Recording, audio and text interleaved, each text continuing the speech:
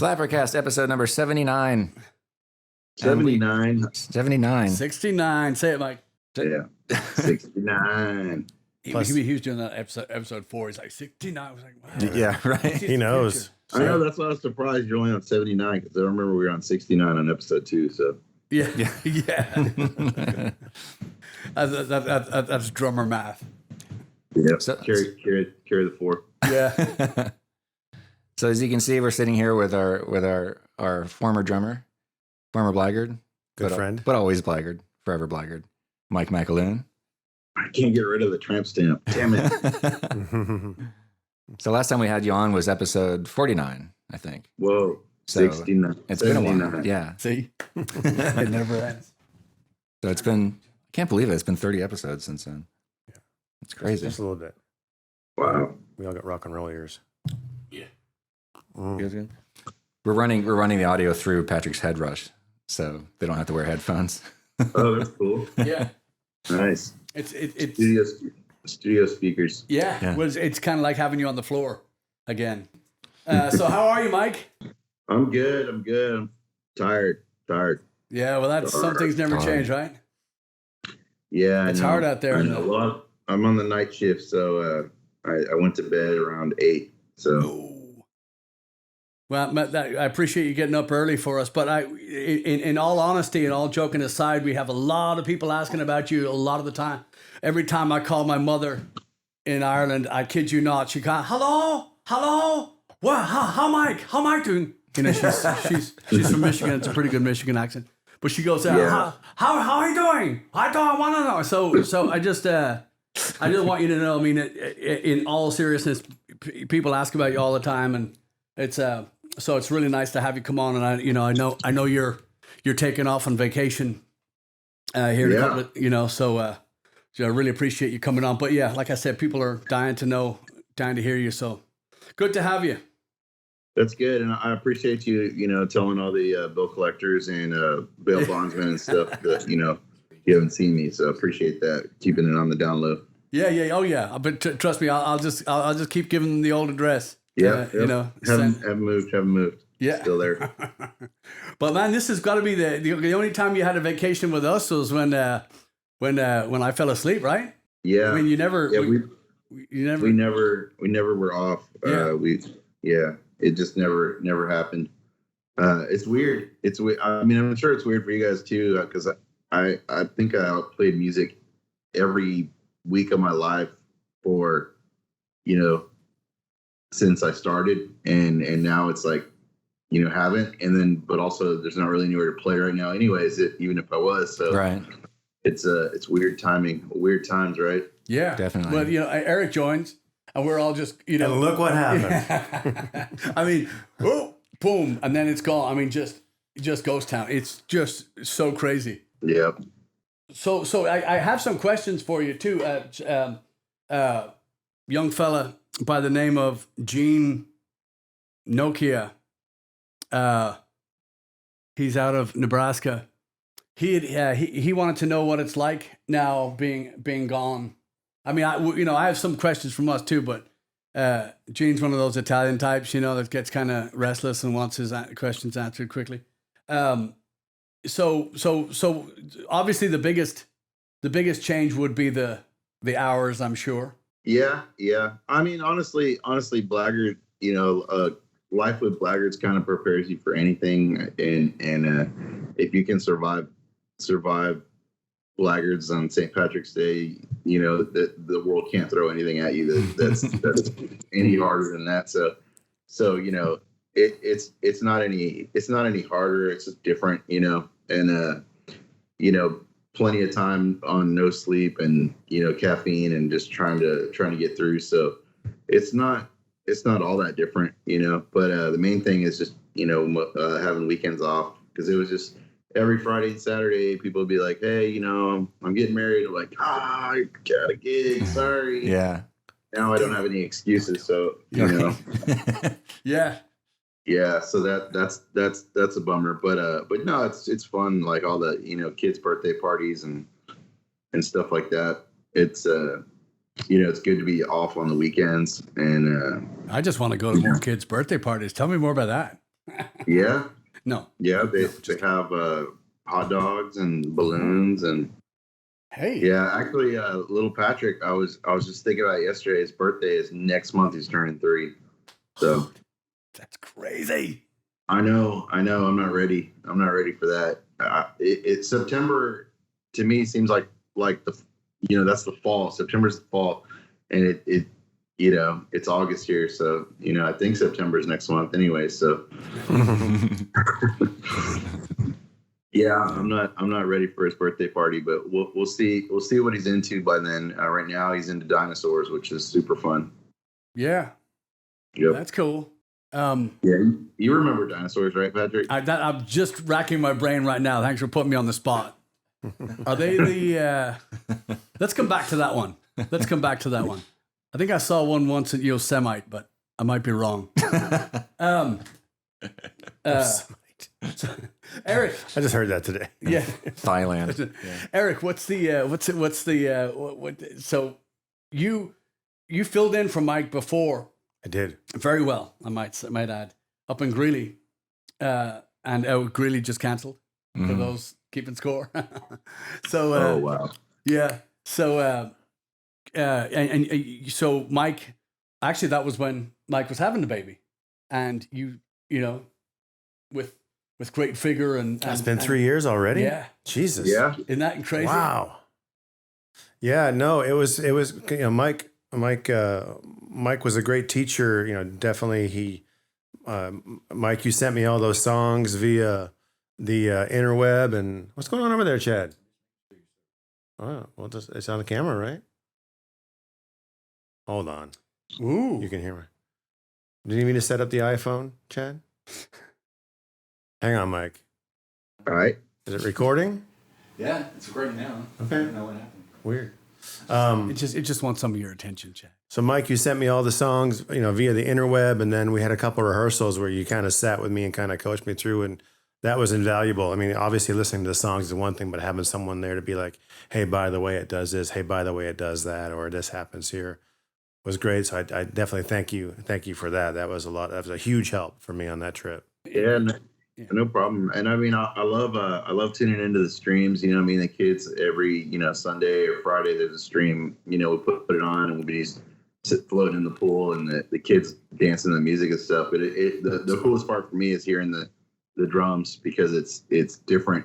From what I did and better. It's way better. And the fills and I always love your drum fills because it's the cat flying through the air, but he always lands back on the one, and you're like, how did you do that? Yeah.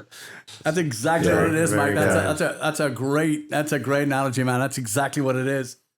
But I have to say too, and I should be in politics, but I have to say that you say better. I would say that it's just it's a different perspective on the. It's just different. Yeah, they're two completely different players. But the biggest compliment, Mike, that Eric gave you was you're a pro, and many great drummers and bass players have given you this compliment that your attention to detail was immovable, just and rock solid, and the beat was there, and so many Keith York, John Nania that could come to mind, and then Eric, same thing. When I hear that proverbial that cat flying through the air, and when it lands, it really is something to behold because it's cracked me up on more than one occasion. So it's two different. It's just two different roadmaps to the same place. I think. Well, I mean, to Mike's credit, I mean, you're not in a band that long if you're not a good drummer. It just doesn't work that way. And again, one more feather to Mike's cap. It's like the foundation that you laid on all those songs, is what made it easy to kind of step in. Because after hearing you play those songs as many times as I listened to you play, it's definitely helped me follow that roadmap to get through all those. What do you call them? Schizophrenic forms that that Patrick tends to put together. So, the songs do take a lot of changes and a lot of time signatures and feels, and they jump all over the place. So that's a Blaggard hallmark. So making it sound smooth is the hard part, you know. But it's cool.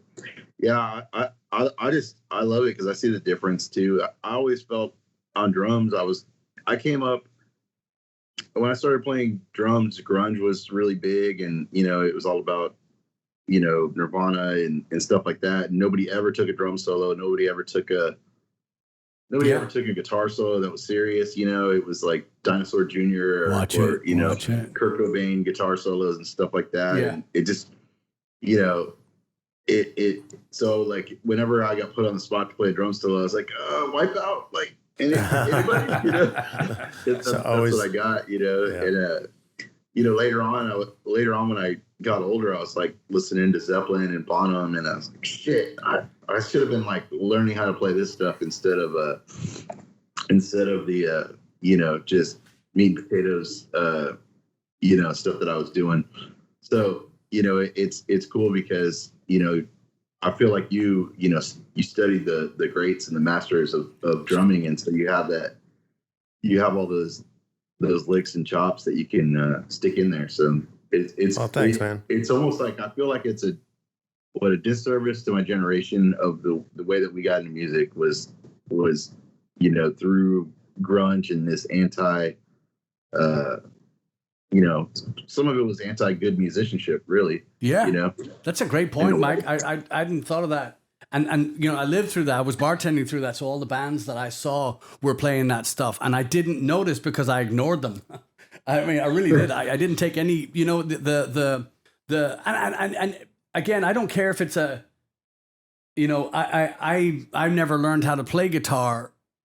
You know, I never took a lesson or anything. But the only reason why I put guitar solos in that, because we had a fiddle player that was our main instrument all the time. I just wanted a different color, and that's what the music you're talking about is and was just this bland.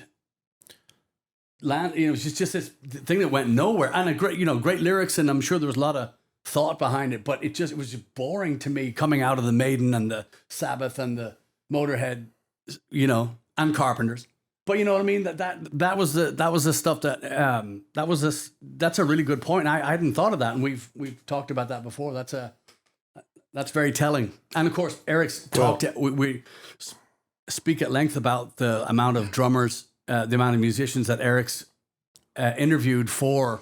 That was huge help, especially to Slappercast, to this, you know, to being able to draw from his wealth of, you know, incredible musicians that you've talked to. But you know, to Mike's point, I think there are some.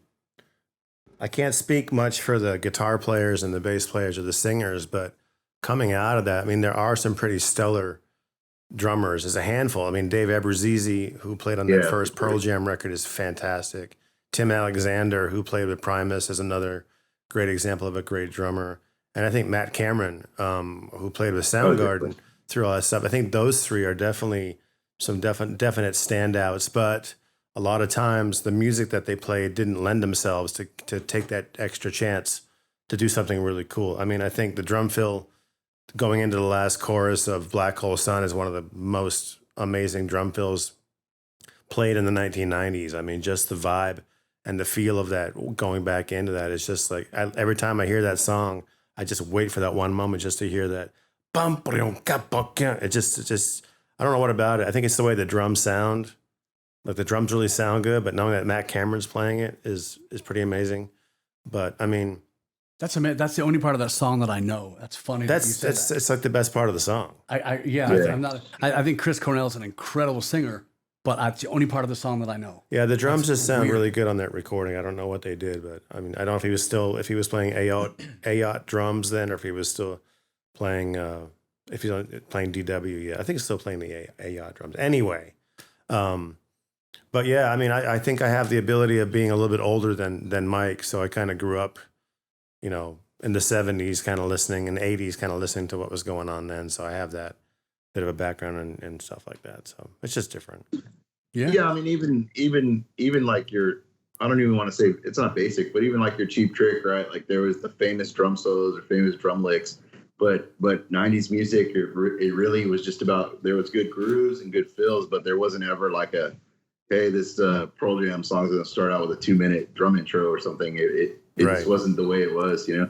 There is a lot to be said though about that 90s stuff, because it at least had a groove, you know, and kind of the modern stuff now, it's all this like Mumford and Sons, like when, you know, Hey, this kid's listening. Mention that shit. I used to teach, and you know, and these kids would come in and they'd want to like, how do I play this Mumford and Sons song? And I'm like, you just play 4 on the floor on the bass drum for 2 minutes. Exactly. Yeah. Like and don't smile. The banjo, like, yeah, right. Like, and try to lose all sense of feel. Yeah.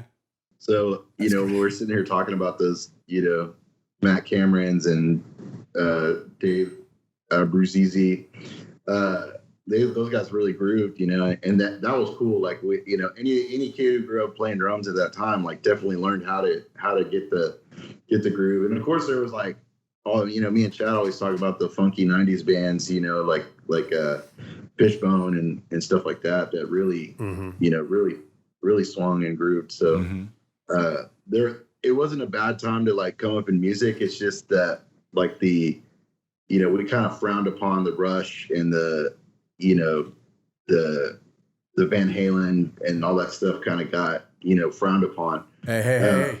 And it wasn't fair, really. You know, it was the times, I guess, you know. So speaking of that, Mike, what was the spark that got you into playing drums? What made you decide you wanted to be a drummer? Well, so like my best friend John had an acoustic guitar, and then my other best friend Rob had a bass that his uncle had left in the garage.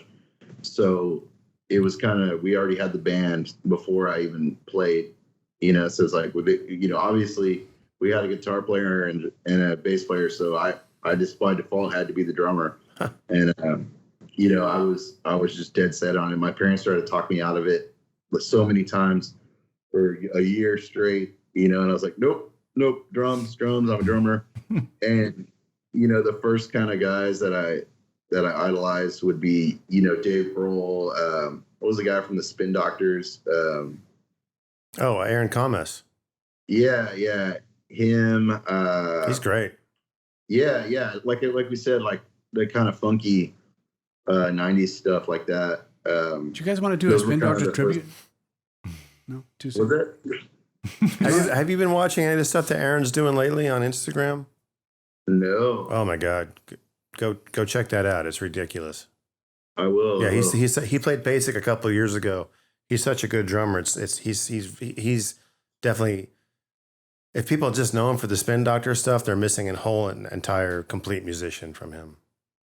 Yeah, I think, you know, before music clicked for, I was thinking about this the other day, like because I had music growing up, like, you know, Guns N' Roses and Poison and stuff like that, and I was always into oldies and, you know, the Beach Boys, and, you know, my first concert was the Beach Boys. My second concert was the Platters and the Coasters. So I was always kind of in the oldie stuff. Nice. Yeah, and then I think the last tape I bought before I really got into music was Life is a Highway. Was it Jesus Jones or oh yeah, who was that? Life is a Highway? Life Yeah. is a highway. It was I wanna drive it on the guy from Red Rider, and his name is what the fuck is that guy's name? Anyways, it wasn't that great. But that was like, I was like, oh, I like that song. Let me get the Single or whatever. And that was kind of the last embarrassing stuff that I listened to. And then, you know, like grunge happened, and at the same time, like Wu-Tang came out, and, you know, somebody had a Wu-Tang tape, and so got into that, and like there was just a whole bunch of music coming out. And then from like those grunge bands, you know, they would always talk about punk rock, and so I kind of got into, you know, you'd get into like Green Day, but then you'd go back to the Clash or, you know, Ramones and Sex Pistols and stuff like that, and kind of got into the punk rock thing, which is, you know, when you're starting out, it's great because, you know, in punk rock, kind of, I always said like anything counts as music. You're like, yeah, you can fart in a microphone and, that's it. Next song, cut. And Well, that was Gigi Allen's whole career. So Yeah. yeah. The entry level for that was really easy. So, for a bunch of kids, you could just get into it and start playing it, and you're already doing it, So that was kind of how I got into playing. nice. In the first place. Wow. It's the longest Patrick hasn't said anything, so I think it's time for Patrick to talk. Yes. So Chad, take it. So where's the SJC drum kit now? It is in my storage unit. And I tried to put everything in there that was I left it like in this spot. I'm like, I got my cart and I can get in and out with it because I'm gonna be doing gigs. Actually, I was gonna fill in for a little outfit a couple months back even, and I had some stuff, and of course we were gonna do the last show and all that stuff. They got canceled, so I had plans, but then people keep giving me furniture and stuff, and so now my storage unit, I can't even open it. So it's weird. I mean, I always used to say like I'd never gone. The longest I had ever gone without playing drums was 2 weeks when I was on a sailboat, and they just didn't have the option of playing drums. But we had an acoustic guitar and still played music. So this is definitely the longest time I've gone without playing music. But it's also weird because a lot of people that play music all the time haven't been able to play right now either. Yeah.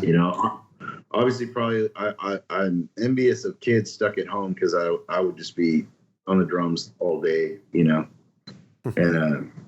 and maybe if I was quarantined too, I would, but or stuck, work from home or something. But I've been, essential worker, so I've been staying busy throughout the whole pandemic here. Yeah, I was thinking earlier this year, like you picked a good time to leave, as far as the job market's concerned. I know. It's kind of funny. Yep. It's my fault. Yeah, it's I always blame myself. Yeah, but it is. I mean, it's easy to, you look at January and February and you start hearing these rumblings in February and then March, and there's no way it can. Okay, yeah, we'll shut down for a couple of days, and 6 months later, here we go. Yeah. So what's your?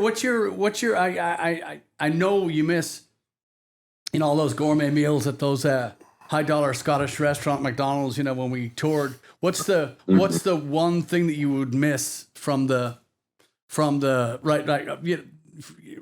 anything, just A to Z, anything through the A to Z.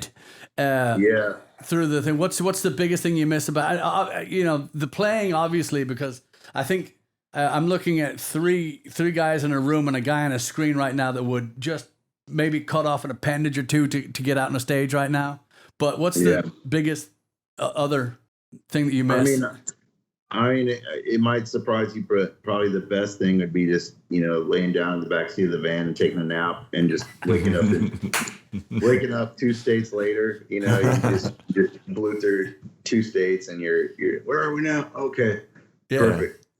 I don't know, some of the best sleep of my life. You're in Lawrence, Kansas with the Devil's Vomit, cereal, and next stop Omaha.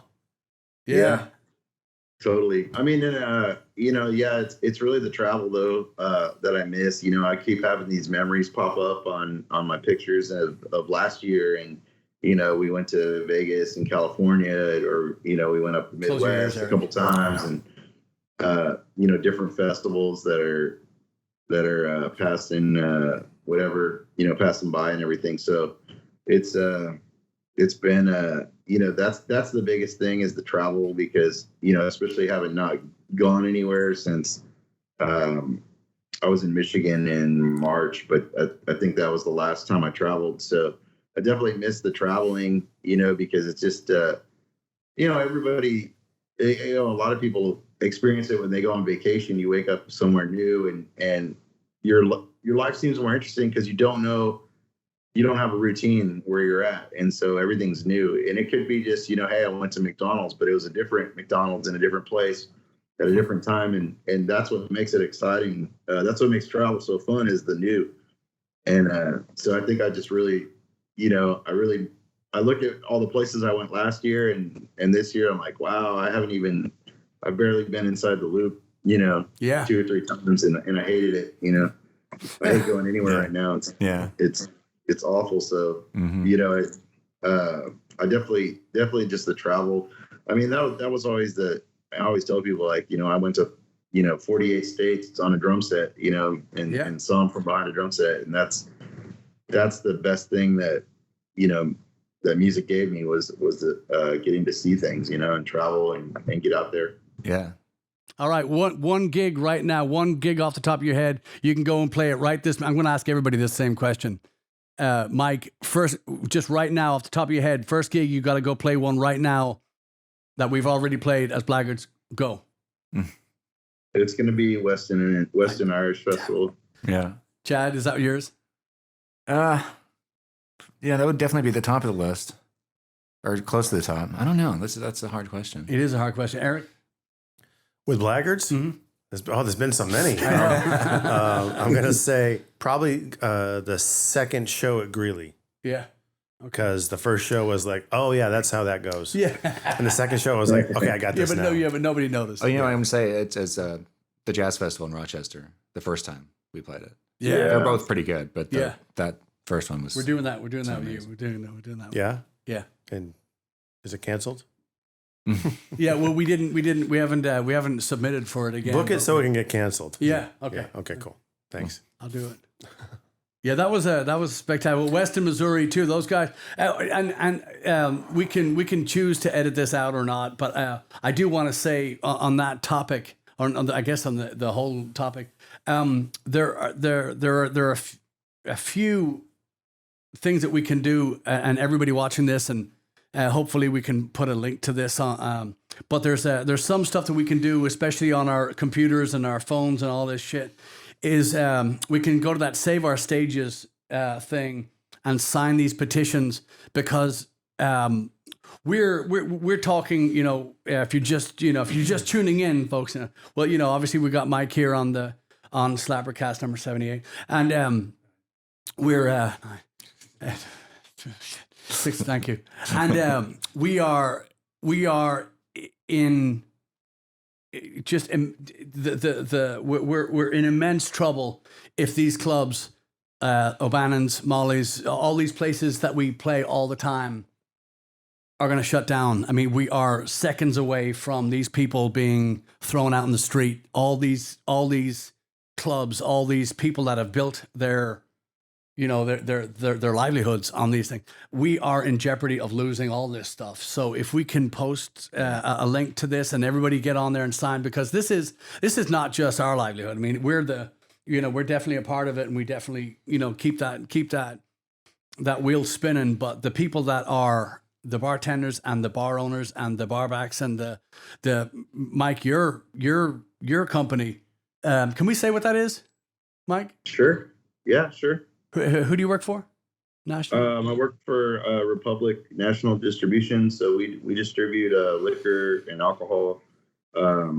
Some companies you might have heard of: Jameson, Jack Daniels. Doesn't ring a bell. Little mom and pop. Yeah. Stuff. Seattle's best. That we distribute. Yeah. But yeah.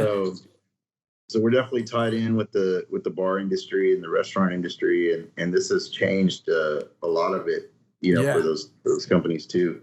So yeah, so we'll put a link in, and just everybody's please sign it, and pass it on. Just get everybody to sign it, because these bars. I mean, just O'Bannon's is the one that comes to mind. Chris and Stephanie Steele, they put out these incredible pieces. They're just I guess on their anniversary of the club, when they were closed, the doors are locked, and they're in there just looking around in complete dismay. Their livelihood, everything they've built, is on the razor's edge of falling and just never ever coming back. So we say that because not only O'Bannon's was built on the back of Mike. Eric, you've played there a bunch with us as well, and we boasted forever about being the only band to survive O'Bannon's.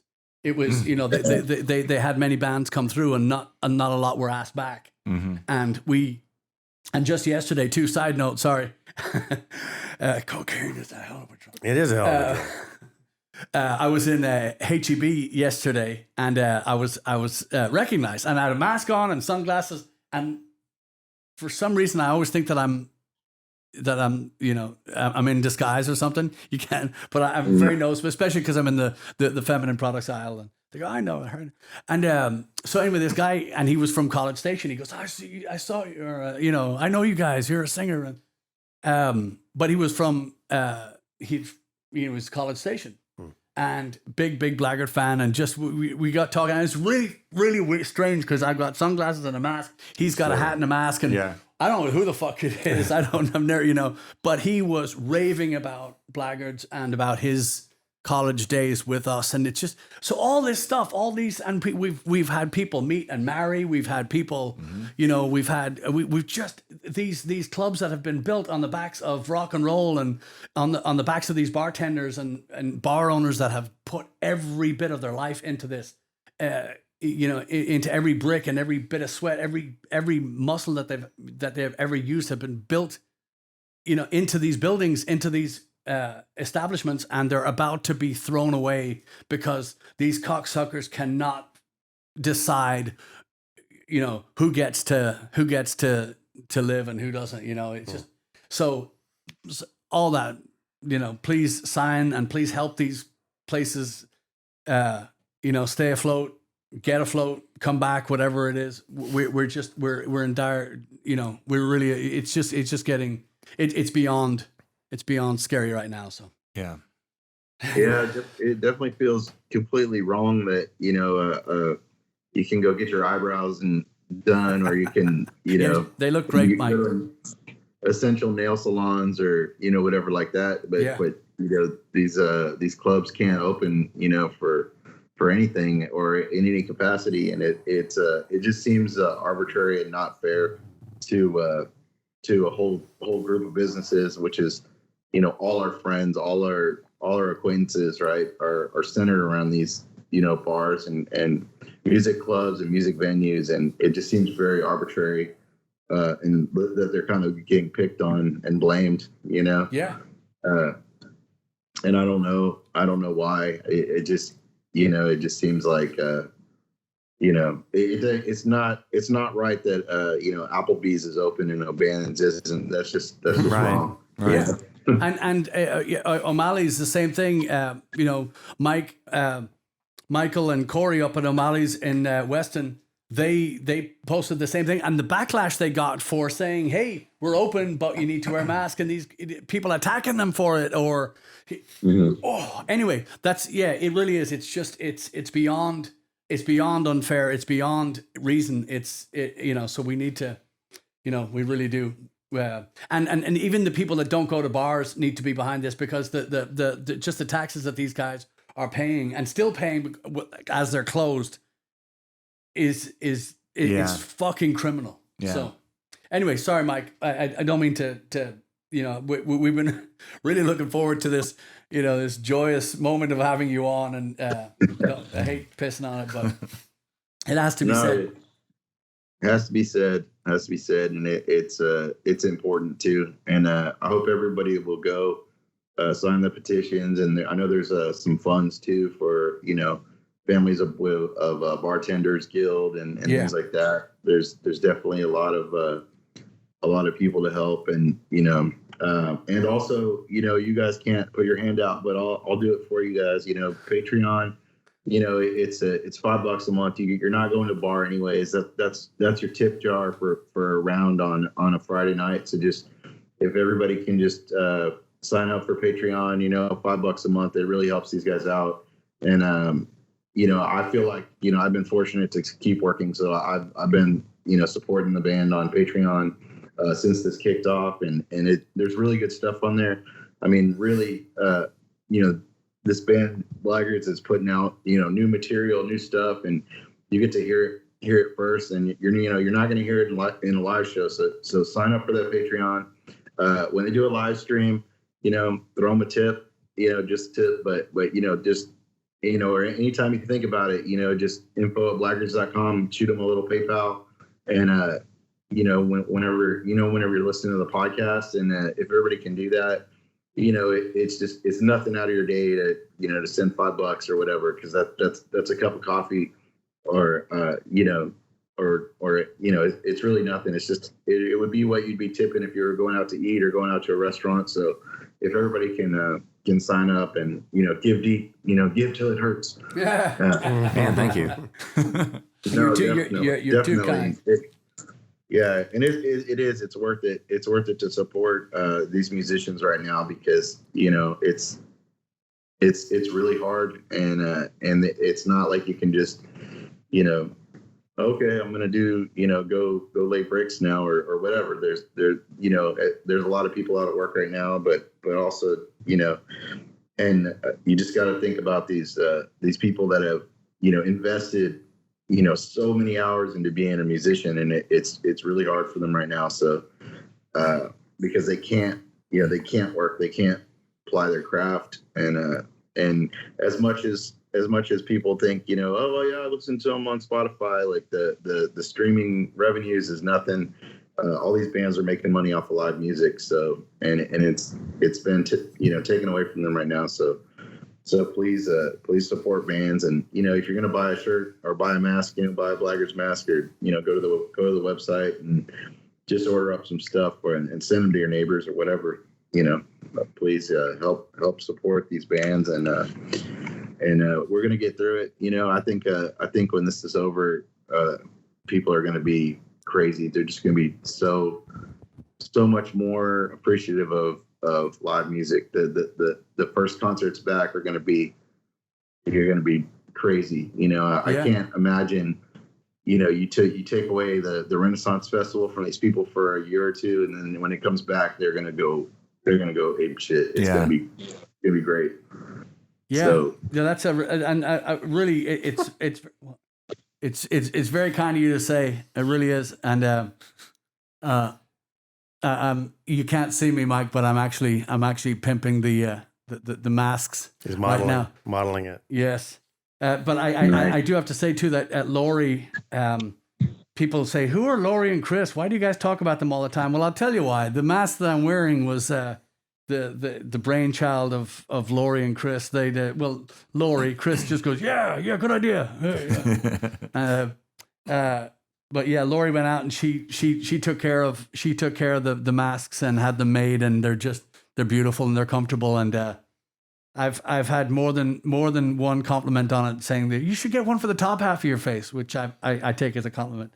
But so that's really, really nice of you to say, and it's very everybody that knows you, the reason why that you're people ask about you all the time is this exact reason. It's your generosity and your personality. We knew, and people have heard the story a million times, but Mike's father, John McAloon, he's about 9 foot tall, long flowing salt and pepper hair. He's built like a bodybuilder, and he's I've known him for years, and actually long before I knew Mike. And John was apart from being one of the High Kings of Scotland, he was the president of the Celtic Supporters Club here in town.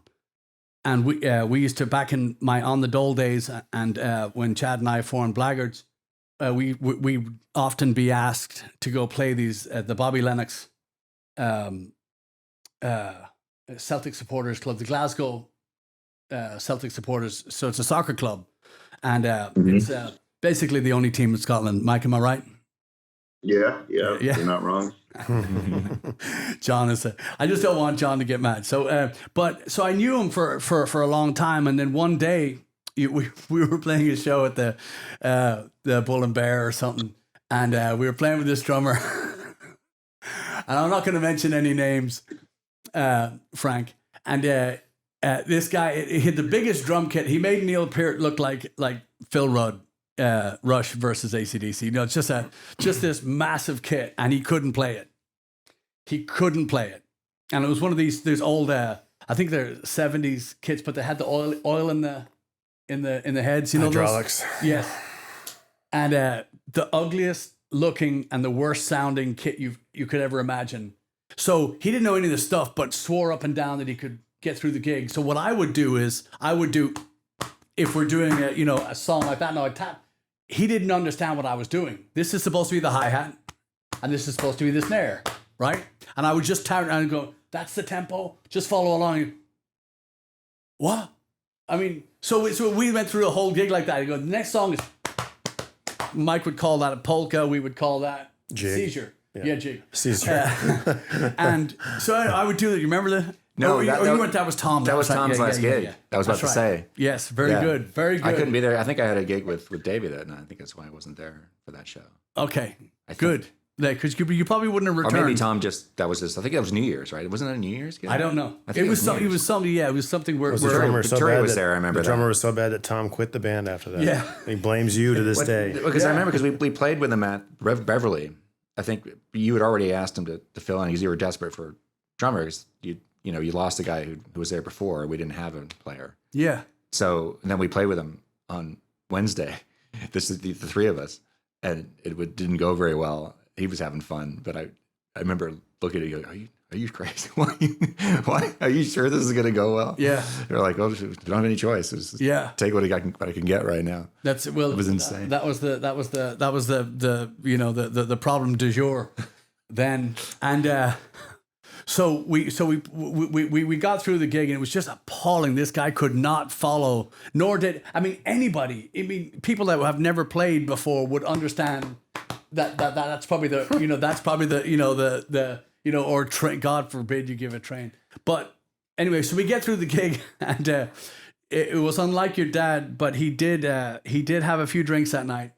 And after his, if you want my body and you think I'm sexy, come on. He did his little routine. He says to me, he puts his arm around me and he's looking down at me because he's 9 foot tall. And he's looking down and he says, my son plays drums. I'm looking at him and I'm going, that's when he found out. Wait a minute. What are you trying to say? And he's like, I think you need him. I remember I shook him for a little bit. I cried a little bit. I wet myself a little bit. And so then we spoke to you, Mike, after the thing. I think I might've called him the next day. Excuse me? You've been doing what, where? And, and Mike's like, yeah. And so what do you listen to? And he goes, Thin Lizzy. What? Mm-hmm. Wolf Tones. What? Well, everything. Pogues. All right, come here. So that was the beginning. Anyway, this story a little long, but episode slightly 69 embellished. Yeah.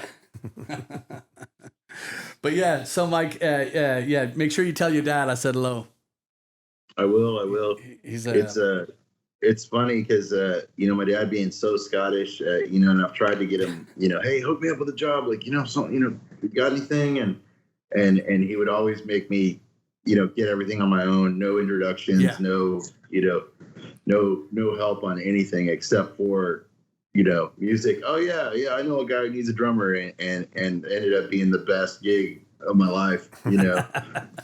Longest, most successful gig I ever had was from my dad, and it's really funny that's the thing that of all the things that my dad could have introduced me to or hooked me up with or networked me with, it ended up being the band, and it kind of the best thing ever. He had tried to tell me about you, but it just he goes, yeah, the Patrick Devlin band, you should check it out. It's like a Celtic metal. And I remember you told that story. And Mike goes, that sounds fucking awful. Yeah, it did. I didn't want anything to do with it. And then, and of course, and then even I think when Blaggards started, he'd tell me about, you got to check these guys out. It's like Headbanger, Irish. And I'm like, what? No, I'm busy, Yeah. Until I finally listened to it, and I was like, holy shit, this is like, Elvis on crack, and I love it, Yeah. So The descriptions are the funniest thing, or the people that they'll put us into these categories of which the one that still to this day just I don't see any correlation. I don't see anything in common with is Dropkick Murphys. I don't understand it. And they put us beside them on every. I remember the first time that we this internet thing, which I think is going to catch on. I think it's pronounced interweb. Interweb, excuse me. Yeah. Sorry. Yeah. Internet. I'm web. new. Yeah. Interwebbing. Like the inside of a bathing suit. Yeah, that's what it is. Yeah. No. That's what we're talking about, right? No. Yeah. Not a Speedo. Trunks. Nothing wrong with that. Board shorts? Nothing wrong. Okay. Anyway.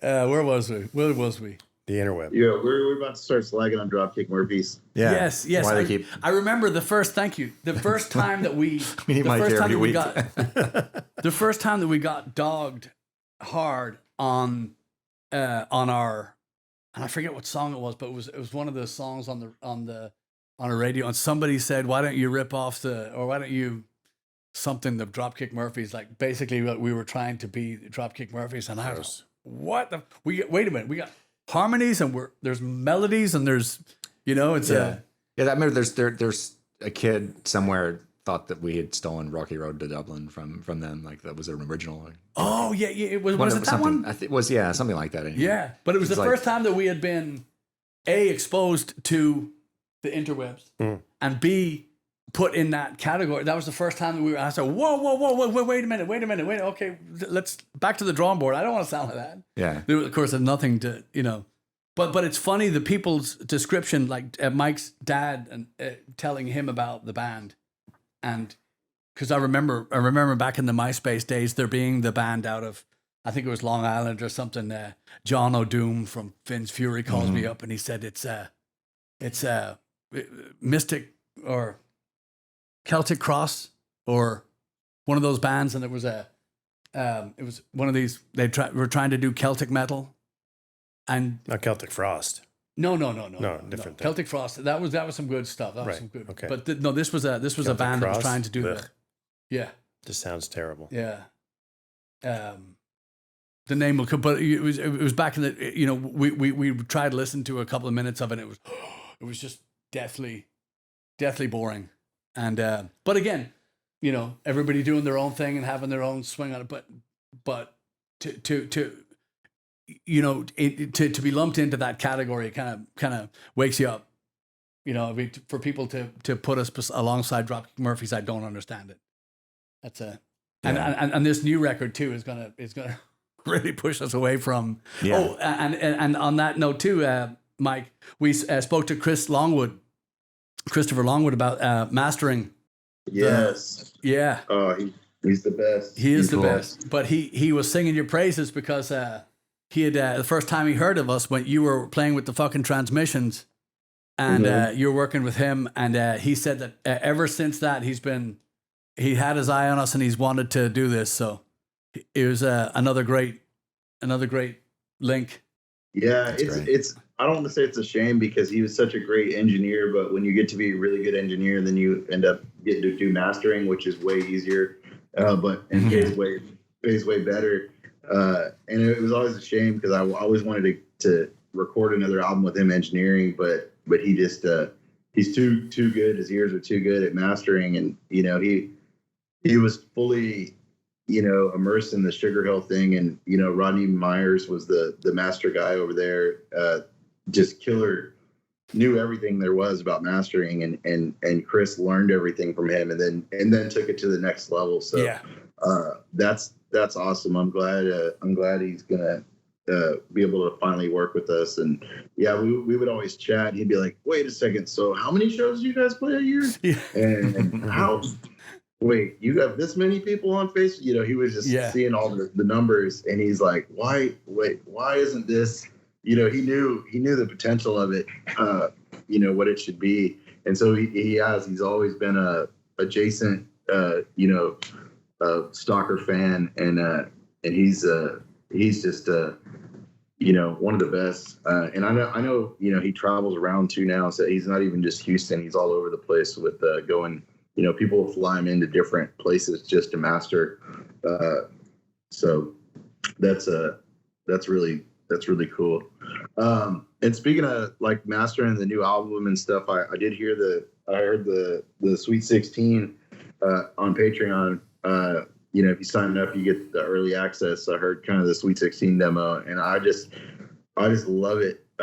It's so great because we know everybody in this room knows where this music comes from, but there's just nobody out there that cares about the same music that we do. And I know it's kind of a shuffle, but it just Chad the bass line, it all just like, oh, that's a fucking Maiden bass line right there. And it's I just love the groove. It swings, but it's got a gallop. It's got that gallop to it that you just and I always we listen to so much Space Hog, and they're one of the most underrated bands that musicians all love. And I always, in Patrick's writing, I always hear that little Space Hog through everything, and it's I love it. I love the stuff you guys are putting out now, and I'm really glad that the stuff's coming to light, and the new stuff is just so good and so so crafted. I love it. It's really good stuff. I appreciate it, man. Really, we're we've talked to the darkness of the times and the weight that it's holding, the weight that it's holding on, but we're still making music, and so the 13th we're going to do our first sessions live recording, and we're going to record it. We're going to record it with 5 p.m. Central Standard Time, and we're gonna have our friend Jason Yu out there working the cameras, and it's going to be hopefully you'll be in a nice swimming pool in Alabama, Mike, being able to watch. But it's gonna be really fun. We're doing something completely different this time. We've never done this before. We're gonna play standards from start to finish. Nice. I just don't believe we've ever even thought of that. And we're gonna do a couple of new ones. We'll probably do Sweet 16 for the first time, and maybe another new one. That's great. That's great. And I'll be on the beach. I'll be on the beach with my Bluetooth speaker blasting it. So nice. That'll be good. And that'll be real good. Your surfboard, your Speedo, and your speaker. I love it. What's your beach for a week and then back to the grind? Is it straight back to work? And yeah, I got a day off when I come back. So, but yeah, the kids. My kids always have the best summers ever. I'm really blessed. We have, three grandparents and for the kids, so they always fight over them. And even with everything going on, they've had an amazing summer. I took them camping in San Antonio, to the KOA in San Antonio, which I highly recommend. It's really close to downtown. I think it's been there for 50 years, and when it was built, it was on the outskirts, but now it's right in the middle of everything.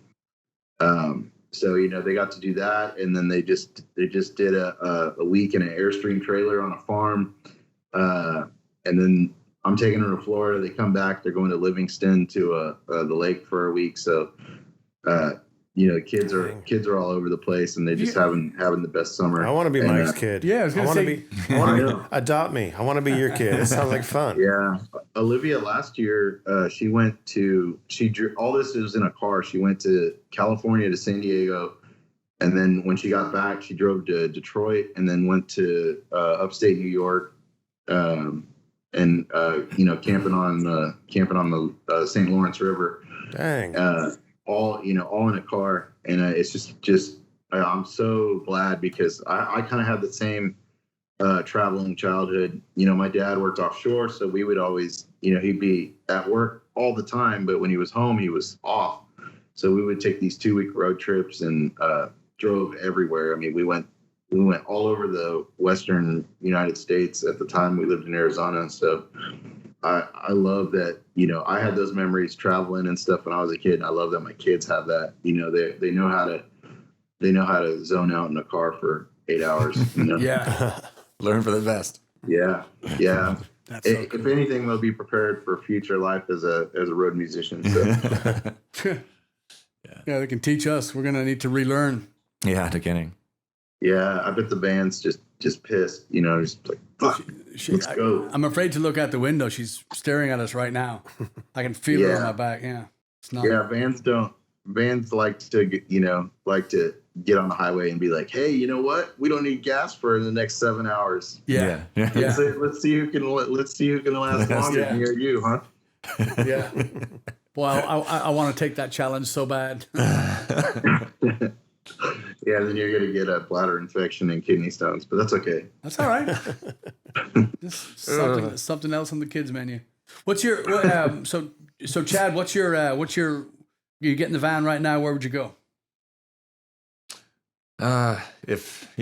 Well, assuming there was no limitations. There is none. Where? I want to go to New York. It's been a long time since I've seen New York. Yeah. I'd probably say, New England is nice this time of year. That's where I'm from originally. So it's always good to get out of the Texas heat and get up north somewhere. Yeah, Mike, we're talking about we're looking at the drive-in gigs right now. So yeah, we're looking at some of the places, and we're probably going to shoot for the New England area. I mean, if we can make it, because really we only need a couple of weeks. We can block off that time. We're probably going to head up the East Coast again, and of course, Mike didn't change his number, so every time we leave, we're going to be called. I talk to Mike probably at least twice a week. Is that about right, Mike? Once or twice a week. Yep. And I called my mother, like I said last week, and she's, how's Mike? I go, fine, thank you. How are you? I'm here, yeah. But I was asking about you, and of course Jay Holan, and every time we talk to the gang up there, they're always how are you doing? And I tell them the truth most of the time, just so nice, you know. Nice. Yeah, we're there's no question on how weird and how strange the times are, but I'll tell you something. In just your like Eric said at the beginning, just the way that you showed Eric, you showed him around basically the weird landscape, that is Blaggards. You really did. You set him in. Really, just the transition was effortless, and as you can tell, because I know you've been watching these Slappercast things. We've not only we always knew personally we get along, but musically we get along really well. And I think the introduction and I think the tour that Mike gave you of the mental facilities, were just invaluable. We're just Chad and I think 3 or 4 times a week. Chad and I probably talk every day, but it's rare a time that we don't just gush over how, just like last Wednesday in the studio, we went in and we did 2 songs, and there's just some other stuff that we had to work out with sessions live. So Chad and I are talking on the phone, then we're just going, just the 3 of us playing in a room. We haven't been playing on stage, but the chemistry and the ability, of the 3 of us, the way that we're reading each other, it's just like we had, with you, Mike. And it's just really is. It's a wonder. It's just been a wonderful continuation of this thing. And a couple of times Mike says, and it's true. It's always going to be, like Mike McAloon or Jeff Duncan or Chris Buckley or Tori Hoyseth or Brian Vogel. They'll always be in that, they can't ever run. You can't ever run away from this now, because you are, it's, like your tramp stamp. Yeah, you can cover it up, but there's always gonna be a scar, and that's us. We're just, we're just so grateful, and we're gonna have to do this again. Like we told Jeff as well, we wanted to guinea pig, having people come in virtually. Yeah. But you know, we have to do this live so we can all have the, you know, the cup of tea. Yes. Yeah, it's not the same without the coffee No. smell. You know? Yeah. But man, thank you for you know for everything. Yeah. You know, building this big ship. Mm-hmm. That's right. Yeah, well, you guys, you know, keep it going. I think the live stream is going to be huge. It's going to be great, and you know, there's a whole new culture of people that just you know, hey, when's the live stream? And you know, I get the bands in town, and this week's streams, you know, and it's really cool to see you know, people jumping on board and you know, just I know, you know, it's just giving. They're just giving like, hey, I got this music, I'm giving it out to people who need it right now. So it's so cool, and you know, I can't wait till it's over. You know, till we, you know. Yeah. I want to know, you know, when's the next Ireland trip, and when, you know, when's the.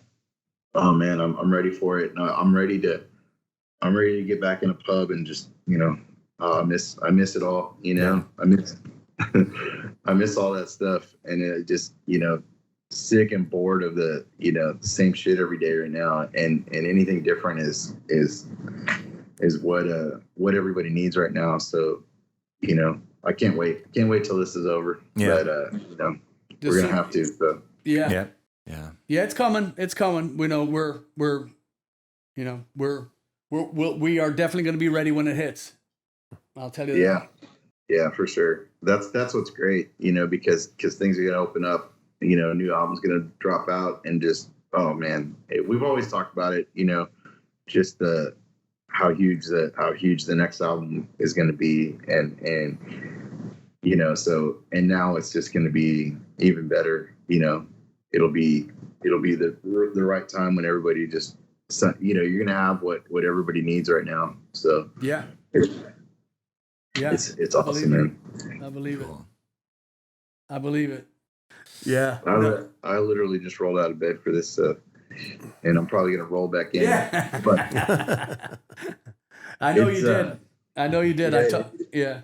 You know, when you work, I always remembered back when I was at HEB, that feeling of clocking out and going on tour and not knowing you're not going to be back for 2 weeks, and I just it's the best. You know, I left work this morning at like 7 a.m. and just I work overnight, and left at 7, and knowing that I don't have to be back for, you know, over a week is just the best feeling ever. Mm-hmm. So, and it's really cool to you know, to catch up. I know I keep in touch with Patrick, but I feel like if everything wasn't going on, I'd be, you know, popping in at a gig and hanging out with you guys, and I haven't. But the opportunity to get to come on the podcast and hang out this way is you know, is second to that. So it's good. That is cool. Yeah, man. Just you know, we're you know, like I said, keep mentioning, but it's you know, it's no further from the truth. I mean, we're just you know, we're eternally grateful, and you're always welcome on here.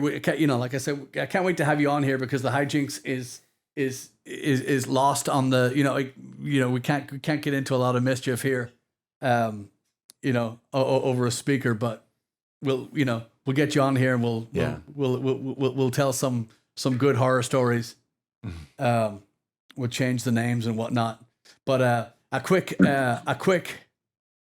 couple of notes is we want to say happy birthday to David and Billy Carr. Yes. Yeah, they. I was speaking to Mike Carr yesterday. We posted some pictures of the lads yesterday, and what day is today? Tuesday? No, Friday. Mm-hmm. And then and Laurie, thank you so much. For the masks. I think the first batch is already sold out. So, but of course she's on it again today. She's at the hospital with her dad, and she already called. Oh, I got the next order in, don't worry. Yeah. So do go to the site. Huh? Do go to the site when we'll still have them for sale. Yeah. Oh, I know. Yeah. But there's it may take a while. Yeah. Actually, today is Tuesday when you're hearing this, or Monday if you're patron. We're so they are back, but we're, it was just Friday when we recorded this, and they're officially out today. Shenanigans. Yes. Yeah. Craziness. That's what's happening here. Craziness. Yes. But yeah. So we're Mike. We are going to see you. We're going to get back into the live music world. Everybody's going to sign the petitions and wash your hands and be nice to each other. And we're going to see you very, very soon. Yeah. True story. All right. Cool, Mike, man. Thank you. Thank you, Mike. Hey, thanks for having me. Yeah. Thanks for being on. All right. Don't go changing. Good to see you, man. All right. Let's see. Hit the stop button. How do I hang on? Oh, there you go. It was fun watching Bye. you both try to figure this thing out. There we go. Yeah. So just a couple of things. So we have sessions coming up on Thursday, 5 o'clock, Thursday the 13th, 13th of August. 5 o'clock Central Standard Time. Mhm. And And we're going to play the entirety of standards from yes, start to finish. I better start learning it. Yes, me too. And Which we're we're- going to play it our way. I did it my way. Which Your I'm pretty sure way. we've never done this before. Right? Never been done. Yeah. Plus a couple Plus- bonus tracks. Yes. Yes. Unquote. So yeah, there'll be some surprises at the end. Possibly a new Blaggard song that you all have never heard, Maybe unless one you're or two. Patreon. Maybe. Maybe Maybe one. two. Maybe two. Maybe two. Yeah. Yeah, I think we should. Shoot for that. Also, so we have Sherwood, which the festival itself has been cancelled. But what they're going to do is they're going to do a virtual Celtic festival. Yeah. Celtic music festival, and Zane, he's the Zane the main, is called me up and he said that they're going to. And again, I want to speak to the generosity of Sherwood and O'Bannon's and Molly's, all these people in Continental Club, all these people that have been just, they didn't know their own destiny. They don't know the peril or the fate that awaits their business, and yet they're still standing up and giving everything and doing everything they can for their patrons and for their, so just huge thanks to them. But so Zane calls me up the other day and he says, look, we're not going to be doing the Celtic festival, but we are going to have you come out. We're going to do a live stream, but a live stream from meaning we're not going to be dead. So Well, it's a month away. A lot could happen in a month. yeah. Yeah. But they had been doing. They did their Renaissance fair. They did a virtual Renaissance fair, and their patrons are extremely generous, as we've known for so long. So we're going to do a set for them, and hopefully we're going to get to work with Solar Rain and some of the other people that are going to be out there. So we'll be really easy to look at, if you know what I mean, with fire dancers. And so we're gonna be doing that, and we're gonna have a lot of. We were speaking with Mike and telling him, of our plans to go and try to find these drive-in concerts, and these newfangled ways to get your music out in front of people, to where we are, where we're going to be playing for you. Also, Lori.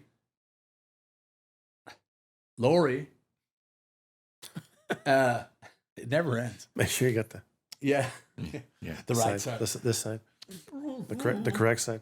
So Lori has also been working tirelessly on doing where she's been working on putting together a show which would involve food and drinks and a cover charge, and basically us playing in a place that might be closed or might be open or semi-opened, or doing something to where we can charge at the door, have people come in socially distant, and include a pitcher of beer and some food or something. So it's a really good idea, and she's given me all the details, and luckily I've forgotten them.